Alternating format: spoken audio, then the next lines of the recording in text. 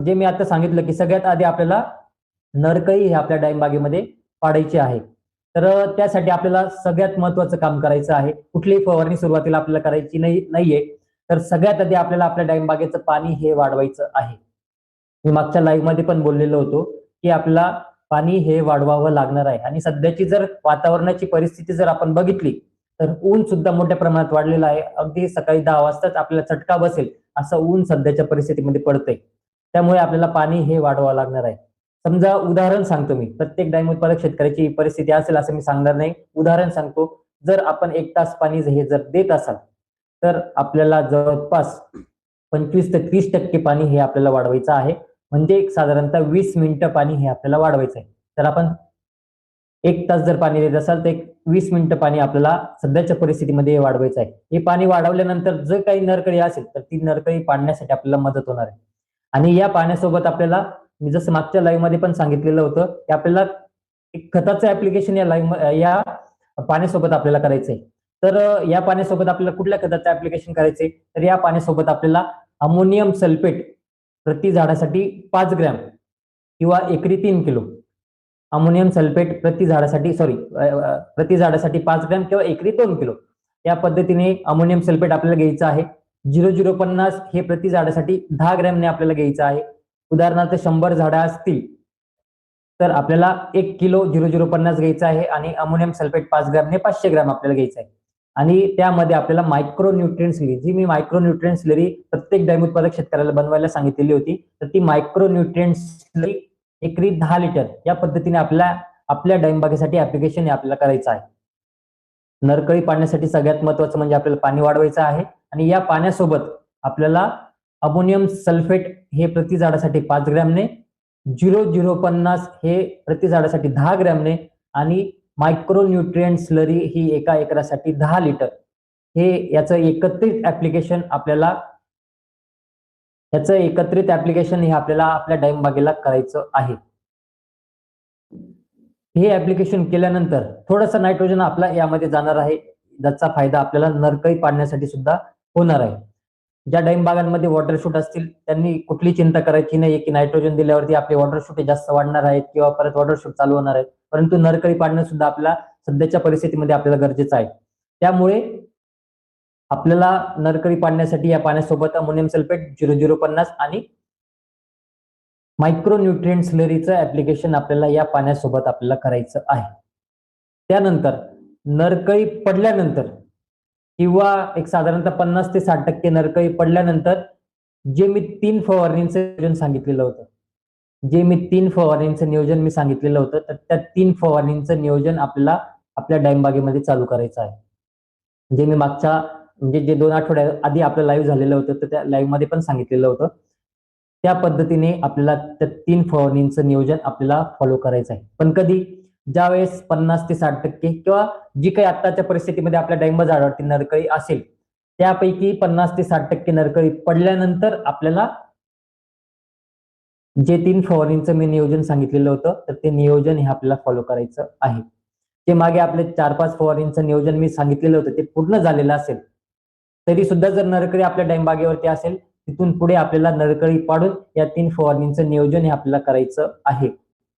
तर त्या 3 फवारणींमध्ये आपल्याला कुठल्या फवारणीचं नियोजन आपल्याला करायचं आहे, यामध्ये आपल्याला एकात्मिक पद्धतीने नियोजन करायचं आहे. म्हणजे बुरशीनाशकही गेलं पाहिजे, जेणेकरून जो काही सर्कोस्पोरा बुरशी असेल, कोलेडोट्रिकम असेल, या बुरशींवरती सुद्धा नियंत्रण आपलं झालं पाहिजे. त्याचबरोबर काही न्यूट्रिशन सुद्धा आपल्याला गेलं पाहिजे, जेणेकरून आपल्याला जो काही बड असेल, जो काही डोळा असेल किंवा काडीमधून आपल्याला मादी काही निघण्यासाठी आपल्याला मदत होणार आहे. त्यामुळे एकत्रित अशी फवारणी आपल्याला करायची आहे. जसं प्रदीप माळी सर म्हटले की एकत्रित बुरशीनाशक, कीटकनाशक असं एकत्रित फवारणीचं नियोजन सांगा. त्यामुळे आपल्याला एकत्रित पद्धतीने फवारणीचं नियोजन आपल्याला करायचंय. तर 50 ते 60% नरकळी पडल्यानंतर आपल्याला 3 फवारणीचं नियोजन करायचंय. त्यामध्ये पहिली फवारणी करायची आपल्याला, त्यामध्ये आपल्याला सिलिटेड मायक्रोन्यूट्रिएंट हे 1 लिटर पाण्यासाठी आपल्याला 1 ग्रॅम घ्यायचं आहे. त्यानंतर बुरशीजन्य रोगांच्या नियंत्रणासाठी आपल्याला टिल्ट, ज्यामध्ये प्रोपिकोनाझोल हे बुरशीनाशक येतं, तर ते टिल्ट आपल्याला 1 लिटर पाण्यासाठी अर्धा मिलीने घ्यायचं आहे. आणि स्वरूप ॲग्रोकेमिकल्स कंपनीचं फेमिग्रो हे आपल्याला 1 लिटर पाण्यासाठी अर्धा मिलीने आपल्याला घ्यायचं आहे. ही पहिली फवारणी आपल्याला 50 ते 60% नरकळी पडल्यानंतर ही पहिली फवारणी आपल्याला आपल्या डाळिंबागेवरती घ्यायची आहे. मागच्या लाईव्ह मध्ये पण मी सांगितलेलं होतं.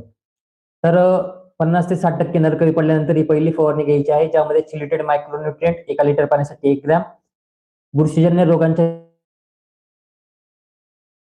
अर्धा ml आणि फेमिग्रो स्वरूप कंपनीचं हे 1 लिटर पाण्यासाठी अर्धा मिली. या पद्धतीने आपल्याला पहिली फवारणी आपल्याला आपल्या डाळिंब बागेवरती आपल्याला घ्यायची आहे. त्यानंतर ही फवारणी झाल्यानंतर आपल्याला 7व्या दिवशी दुसरी फवारणी करायची आहे. ही पहिली फवारणी झाल्यानंतर आपल्याला 7व्या दिवशी दुसरी फवारणी करायची आहे. तर त्यामध्ये आता मागच्या लाईव्ह मध्ये एक कंटेंट मी वेगळा सांगितलेला होता. आता सध्याच्या परिस्थितीनुसार मी एक कंटेंट हा वेगळा सांगणार आहे. तर त्यामध्ये आपल्याला यारा कंपनीचं बड बिल्डर घ्यायचं आहे. त्यामध्ये फॉस्फरस येतं, मॅग्नेशियम येतं, झिंक येतं ऑक्साईड फॉर्म्युलेशन मध्ये. तर यारा कंपनीचं बड बिल्डर हे 1 लिटर पाण्यासाठी 3 ग्रॅमने घ्यायचं आहे. 3 ते 5 ग्रॅम पर्यंत आपण घेऊ शकतो. यारा कंपनीचं बड बिल्डर 1 लिटर पाण्यासाठी 3 ग्रॅमने घ्यायचं आहे. त्यानंतर 6BA आपल्याला 10 ppm ने आपल्याला घ्यायचं आहे. म्हणजे 100 लिटर पाण्यासाठी आपल्याला 1 ग्रॅम घ्यायचा आहे. आधी सॉल्व्हंट मध्ये आपल्याला डिझॉल्व्ह करून घ्यायचा आहे आणि मग आपल्याला फवारणीमध्ये आपल्याला वापरायचा आहे.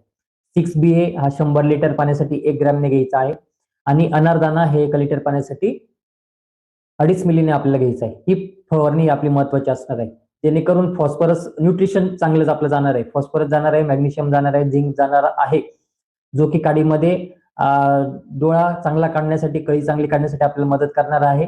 त्यानंतर अनारदाना हे काडीमध्ये गर्भधारणा करून आपल्याला मादी कळी काढण्यासाठी आपल्याला मदत करणार आहे. आता ऊन सुद्धा चांगलं पडत आहे, त्यामुळे आपल्या फवारणीचा नक्कीच चांगला फायदा आपल्याला आपल्या डाळिंब बागेवरती बघायला मिळणार आहे. त्यामुळे या दुसऱ्या फवारणीमध्ये आपल्याला यारा कंपनीचं बड बिल्डर हे 3 ते 5 ग्रॅम पर्यंत आपण घेऊ शकतो. नंतर 6BA हा 100 लिटर पाण्यासाठी आपल्याला 1 ग्रॅम घ्यायचा आहे. आधी सॉल्व्हंट मध्ये डिझॉल्व्ह करून घ्यायचा आहे, मग फवारणीसाठी आपल्याला वापरायचा आहे. आणि त्यानंतर आपल्याला अनारदाना हे 1 लिटर पाण्यासाठी 2.5 मिलीने आपल्याला आपल्या डाळिंब बागेवरती फवारणी ही आपल्याला करायची आहे. त्यानंतर ही फवारणी झाल्यानंतर परत 7 दिवसांनी आपल्याला तिसरी फवारणी करायची आहे. ही फवारणी झाल्यानंतर परत 7 दिवसांनी आपल्याला तिसरी फवारणी करायची आहे. तर त्यामध्ये आपल्याला परत एक बुरशीनाशक आपल्याला घ्यायचं आहे. म्हणजे मागचं बुरशीनाशक आणि पुढचं बुरशीनाशक याच्यामध्ये 15 दिवसांचं अंतर आपलं जाते. तर यामध्ये आपल्याला बुरशीनाशक घ्यायचं आहे, न्यूट्रिशन घ्यायचं आहे आणि एक बायोस्टिम्युलंट आपल्याला घ्यायचं आहे. मग त्यामध्ये महाफ्लोरा आपल्याला घ्यायचं आहे, महाफीड कंपनीचं, ज्यामध्ये 5, 40, 28 आणि काही ट्रेस एलिमेंट आणि मायक्रोन्यूट्रिएंट येतात. म्हणजे 5% नायट्रोजन, 40% फॉस्फरस, 28% पोटॅश, काही ट्रेस एलिमेंट आणि मायक्रोन्यूट्रिएंट असं एकत्रित कॉम्बिनेशन महाफ्लोरामध्ये आपल्याला येतं. तर ते महाफ्लोरा सुद्धा आपल्याला 3 ते 5 ग्रॅमने आपल्याला आपल्या डाळिंब बागेवरती घ्यायचं आहे. त्यामध्ये बुरशीजन्य रोगांच्या नियंत्रणासाठी आपल्याला नेटिओ हे बुरशीनाशक आपल्याला घ्यायचं आहे. नेटिओ हे 1 लिटर पाण्यासाठी 0.6 ग्रॅम या पद्धतीने आपल्याला घेऊन आपल्याला आपल्या डाळिंब बागेवरती फवारणी करायची आहे. त्यामध्ये आपल्याला NCI कंपनीचं रोवर 111 जे की बायोस्टिम्युलंट आहे आणि मायक्रोन्यूट्रिएंट सुद्धा यामध्ये येतात. तर ते आपल्याला आपल्या डाळिंब बागेवरती फवारणी आपल्याला करायची आहे. रोवर 111 हे 1 लिटर पाण्यासाठी 2 मिलीने आपल्याला आपल्या डाळिंब बागेवरती घेऊन फवारणी करायची आहे. तर या तिसऱ्या फवारणीमध्ये आपल्याला महाफ्लोरा 1 लिटर पाण्यासाठी 3 ग्रॅमने, नेटिओ 1 लिटर पाण्यासाठी 0.6 ग्रॅमने आणि रोवर 111 1 लिटर पाण्यासाठी 2 मिलीने अशा पद्धतीने तिसरी फवारणी आपल्याला आपल्या डाळिंब बागेवरती करायची आहे. ज्या डाळिंब बागांमध्ये नरकळीचं प्रमाण हे मोठ्या प्रमाणात आहे, मी पाणी वाढवायला सांगितलेलं आहे. पाण्यासोबत अमोनियम सल्फेट 0050 आणि मायक्रोन्यूट्रिएंट स्लरीचं ऍप्लिकेशन मी करायला सांगितलेलं आहे. जो काही नरकळी असेल, जी काही नरकळी आपल्या डाळिंब बागेवरती असेल, त्यापैकी 50 ते 60% नरकळी पडल्यानंतर आपल्याला फवारणीला सुरुवात करायची आहे. तर त्या फवारणीमध्ये मी जसं 3 फवारणीचं नियोजन सांगितलं. पहिल्या फवारणीमध्ये आपल्याला सिलेटेड मायक्रोटन 1 ग्रॅमने, फेमिग्रो अर्धा मिलीने, टिल्ट अर्धा मिलीने ही पहिली फवारणी करायची आहे. त्यानंतर दुसरी फवारणी 7 दिवसांनी करायची आहे. त्यामध्ये बड बिल्डर यारा कंपनीचं 3 ते 5 ग्रॅमने, अनारदाना 2.5 मिलीने, 6BA 100 लिटर पाण्यासाठी 1 ग्रॅम या पद्धतीने घेऊन दुसरी फवारणी करायची आहे. आणि ही दुसरी फवारणी झाल्यानंतर परत 7 दिवसांनी तिसरी फवारणी करायची आहे, ज्यामध्ये महाफ्लोरा 3 ते 5 ग्रॅमने, नेटिओ 0.6 ग्रॅमने आणि रोवर 111 हे 2 मिलीने आपल्याला आपल्या डाळिंब बागेवरती फवारणी ही करायची आहे. सध्याच्या परिस्थितीमध्ये ऊन हे चांगलं पडते, त्यामुळे आपल्याला घाबरायची गरज नाहीये. 100% आपल्याला चांगली मादी कळी निघण्यासाठी आपल्याला मदत होणार आहे. त्यानंतर आपल्याला पाणी व्यवस्थापन करत असताना पाणी हे आपल्याला डाळिंब झाडाला कमी पडू द्यायचं नाहीये. आपल्या डाळिंब झाडाला पाणी हे कमी पडू द्यायचं नाही. सध्या ऊन हे मोठ्या प्रमाणात पडतंय, त्यामुळे आपल्याला पाणी हे वाढवायचं आहे. नरकळी पडल्यानंतर आपण जर शक्य असेल तर फ्लोने सुद्धा किंवा मध्ये आपण मोकळं पाणी सुद्धा आपल्याला आपल्या डाळिंब बागेला देता येणार आहे. मोकळं पाणी सुद्धा आपण देऊ शकतो सध्याच्या परिस्थितीमध्ये. जर आपल्याला चांगली मादी कळी काढायची असेल तर आपल्याला आपल्या डाळिंब बागेसाठी पाणी हे आपल्याला कमी पडू द्यायचं नाही. जर आपल्या डाळिंब झाडाला सध्याच्या परिस्थितीमध्ये जर पाणी हे कमी पडलं तर जी काही निघणारी बारीक कळी असेल, बारीक गुंज असेल, तर ती काळी पडून गळून जाणार आहे, जी काही आपल्याला डोळ्यांना सुद्धा दिसणार नाही.